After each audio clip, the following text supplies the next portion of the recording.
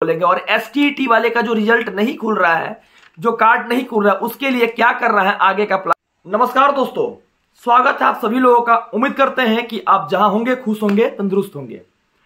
तो कल बीते दिन देखे होंगे कि आप लोग गर्दनीबाग में भी आंदोलन चल रहा है रिवाइज रिजल्ट जारी करने के लिए और नियोजित शिक्षकों को बाहर करके उसके जगह पर फ्रेश कैंडिडेट को बहाल करने के लिए। आपको यह बात संज्ञान में होगा कि बीपीएससी टीआरई 2 की भी बहाली आ चुकी है। इससे पहले जितने सारे भाई हैं बीपीएससी टीआरई 2 की बहाली में, जो लोग इंतजार कर रहे थे कि 6 to 8 में 32,000 सीट लगभग आएगी, जो डीएलएड कैंडिडेट थे उनको अच्छा मौका मिलता, अच्छा अपॉर्चुनिटी मिलता यहां पर। लेकिन दिक्कत यह है कि बीएड और डीएलएड कैंडिडेट दोनों को मिलता, लेकिन दिक्कत यह है कि वो सीट नहीं आई, उस सीट को रख लिया गया।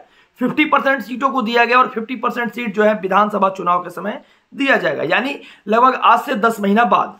तो बात यही खत्म नहीं होती है। जितने सारे लोग चैनल पर नए हैं, पहले सबसे पहले कहेंगे कि आप लोग परिवार के सदस्य हैं और आप लोग से एक जुड़ाव बहुत अच्छा लगता है और आप लोग के साथ मिलकर, आप लोग के साथ इस फैमिली में लगभग 50,000 की फैमिली होने वाली है।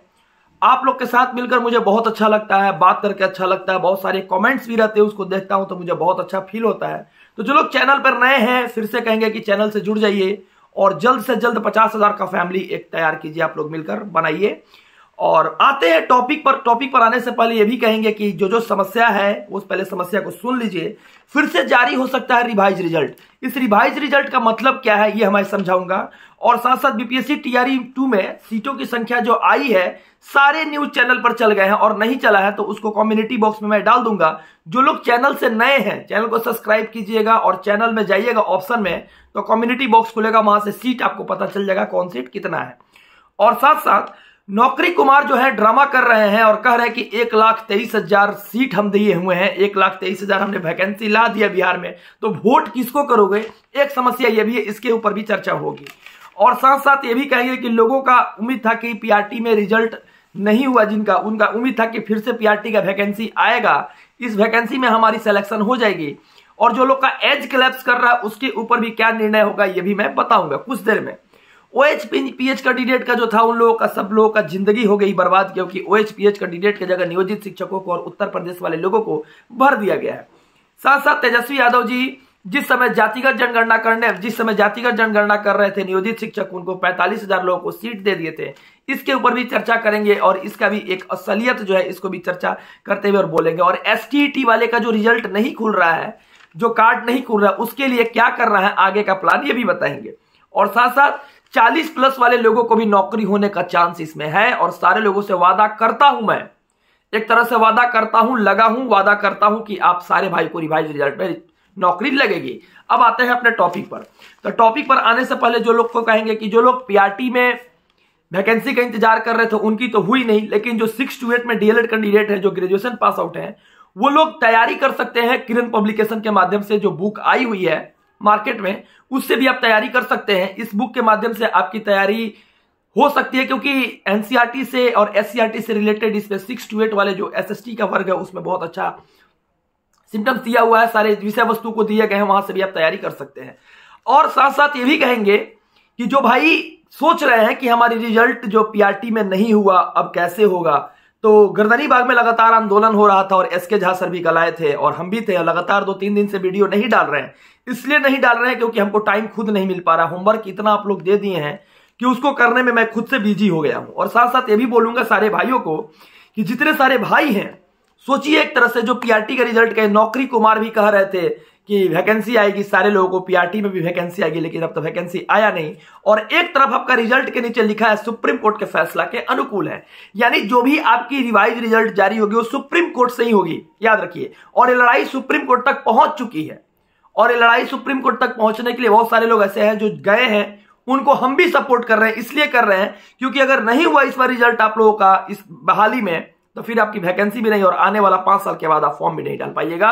क्योंकि बहुत सारे लोग ऐसे थे जो आप लोग लड़ाई लड़ने आते थे तो आपकी एज क्लैप्स कर जाती थी। हमने देखा है इस चीज को, इस विषय वस्तु को हमने बहुत करीब से देखा है और इसको महसूस भी करता हूं हर समय और इसको मैं फील भी करता हूं। उन बहनों का क्या होगा जो बहनें घर में 4 दीवारी में बैठी हुई हैं, उन बहनों का क्या होगा जो बहनें सोच रही थी कि मेरा भाई एक पटना में लड़ रहा है, उन बहनों का क्या होगा जिनके रिवाइज रिजल्ट के लिए बार बार फोन आता है कि सत्यम भाई क्या होने वाला है, किस तरह से आप काम कीजिएगा, क्या आगे का प्लान रहेगा। अरे बहन आप घबराइए नहीं, आपके लिए भाई आपका बैठा हुआ है। अरे बड़े भाई घबराइए नहीं, बैठा हुआ है, अभी भी लड़ाई जारी है। और इस लड़ाई को मान लीजिए कि रोड पे और दृष्टि पटल पे गर्दनी बाग में हो ही रहा है, लेकिन इसके साथ साथ सुप्रीम कोर्ट पे भी हो रहा है। जो लोग पेटिशनर बनना चाहते हैं उनके लिए भी बोलेंगे कि डिस्क्रिप्शन बॉक्स में व्हाट्सएप लिंक दिया हुआ है फेज 1 फेज 2 का, दोनों लिंक से आप लोग ज्वाइन कर जाइए और ज्वाइन करने के बाद पेटिशनर बनने के लिए वहां से प्रोसेस स्टार्ट हो जाएगा। क्योंकि सारे भाइयों का कॉल मैं उठा नहीं पा रहा हूं, क्योंकि एक इंसान कितना कॉल उठाएगा। उम्मीद है कि व्हाट्सएप पर ही मैसेज कीजिए। अगर जो लोग कहते हैं कि नहीं पेटिशनर बनने के लिए क्या चाहिए, तो मैं आपको कागज में बता देता हूं कि जितने सारे डॉक्यूमेंट आपने अपलोड किया था उस डॉक्यूमेंट को स्कैन करके और पीडीएफ के फॉर्म में एक साथ 8 या 10 पेज में जितना सारा डॉक्यूमेंट आएगा वो, और साथ साथ ओएमआर शीट आप लोग दे सकते हैं वहां पर प्रिंट बनने के लिए। ओएमआर शीट का जो आपका कॉपी है वो दे सकते हैं, तो वहां से आपका पेपर निकाल के आपको पेटिशनर बनाने में मदद किया जा सकता है। हम एक माध्यम है, हम इसलिए कह रहे हैं क्योंकि ये लड़ाई आपकी यही लड़ाई है और इस लड़ाई में आपको जीतना है। हमको ही नहीं, पूरे बिहार को जीतना है। सुप्रीम कोर्ट की लड़ाई है और सारे लोगों को नॉर्मलाइज रिजल्ट, साथ साथ आप लोगों को नियोजित शिक्षक को अपने जगह पर समायोजित कर दिया जाए और इसके बाद डोमिसाइल नीति को लागू करके बिहार वाले बच्चे को नौकरी दिया जाए। इसके लिए मैं नीतीश जी और तेजस्वी जी से फिर से हाथ जोड़कर निवेदन करते हैं कि उन बच्चों का जिंदगी बचा लीजिए, और नहीं तो फिर आपको नौकरी कुमार के नाम से जाना जाएगा पूरे बिहार में। आपने तो वो धोखा दिया है, नियोजित शिक्षक जो थे 45,000 नियोजित शिक्षकों को ग्रेस मार्क्स 20-20 मार्क्स ग्रेस देकर आप इनको नौकरी दे दिए हैं। क्योंकि इन लोग तो जाति गिन रहे थे, इन लोग जब जाति गिन रहे थे, इन लोग जाकर जाति का जनगणना कर रहे थे। जिस समय हॉस्पिटल की संख्या गिननी चाहिए, जिस समय स्कूल की संख्या गिननी चाहिए, जिस समय स्कूल के इंफ्रास्ट्रक्चर की संख्या गिननी चाहिए, जिस समय उन नन्हे मुन्ने बच्चे जो तिरपाल पर बैठ के पढ़ रहे हैं उनकी एक बैठने की व्यवस्था करनी चाहिए, जिन समय उन बच्चों को एक अच्छा स्कीम्स के अनुसार खाना पीना देना चाहिए, उन बच्चों के साथ धोखा करके आप नियोजित शिक्षकों को 30:1 के जो रेशियो में था उस नियोजित शिक्षकों को आपने फिर से अपने सीट पे ही समायोजित नहीं करके उनको ही राजकर्मी बना दिया। तो फिर ये बहाली किसके लिए था? ये नियोजित शिक्षकों के लिए बहाली थी या फ्रेश कैंडिडेट के लिए बहाली था? और बात होती है ये कि बहुत सारे लोग कहते हैं कि नहीं हमने ज्वाइन किया, तो ज्वाइन वही किए हैं जो अपीयरिंग कैंडिडेट हैं, ज्वाइन वही किए हैं जो बहुत ज्यादा मार्क्स, ग्रेस मार्क्स से बहुत ज्यादा मार्क्स लेकर आए, 1-2 नंबर लेकर आए। जो लोग सोच रहे हैं कि हम डीएलएड और बीएड की रिजल्ट, तो आपने तो जीत गया, डीएलएड की लड़ाई भी जीत गया, सब जगह जीत गए, लेकिन हमारी मकसद एक है कि आपकी नौकरी लगनी चाहिए। आपका नौकरी नहीं लगता है तो वो लड़ाई कोई काम का नहीं है। और जो लोग सोचते हैं कि नहीं हमारी नौकरी नहीं लगी, सेकंड लिस्ट जारी होगा तो लग जाएगा, तो सेकंड लिस्ट जारी होगा तो डेट ऑफ बर्थ में ही आएगा, उस नंबर में हो सके तो 1 नंबर नीचे तक आएगा, वो 1 नंबर या 2 नंबर नीचे तक आएगा। उन लोगों का सेकंड लिस्ट जारी होगा। वो भी अतुल प्रसाद सर का कल कहना था कि जो लोग सेकंड रिजल्ट में आने वाले हैं, जो लोग छट रहे हैं उनके जगह पर आएंगे और जो सीट खाली है उसके जगह पर रिजल्ट नहीं दिया जाएगा। यानी जो लोग निकल रहे हैं, जो लोग डीबी से बाहर है, उन लोगों को रिजल्ट में केवल उन लोगों का रिजल्ट दिया जाएगा, उन लोगों की सीट पे ही रिजल्ट दिया जाएगा। अगर आप कटअप में आते हैं, इट बी पॉसिबल, तब आपको हो सके तो रिजल्ट मिलेगा।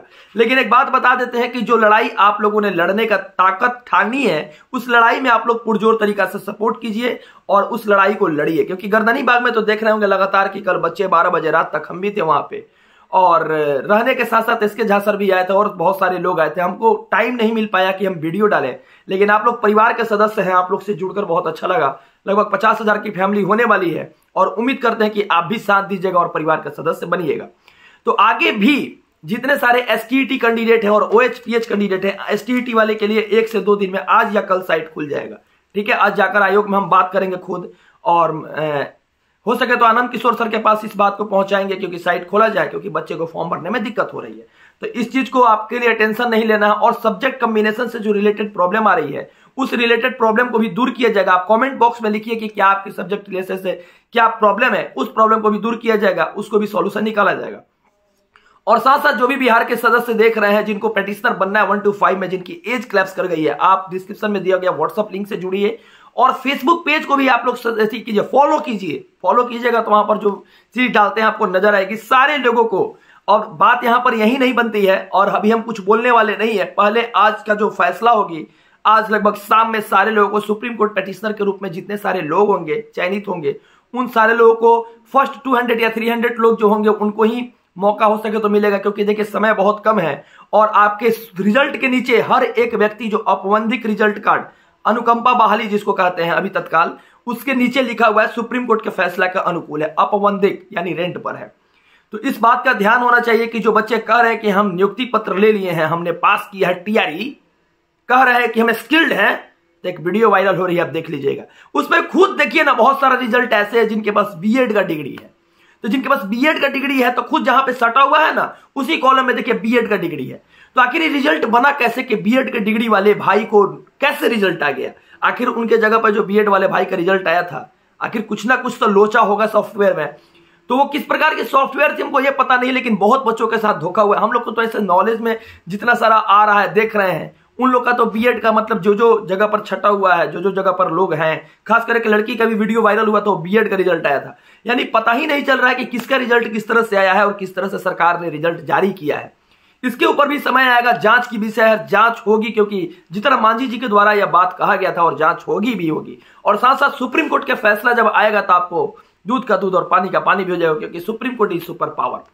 जितने सारे भाई हैं आप लोग देख रहे हैं, आप सारे लोगों को बोलेंगे एस और OHPH कैंडिडेट वाले जो भी भाई हैं, आपको भी हक मिलेगा, घबराइए नहीं।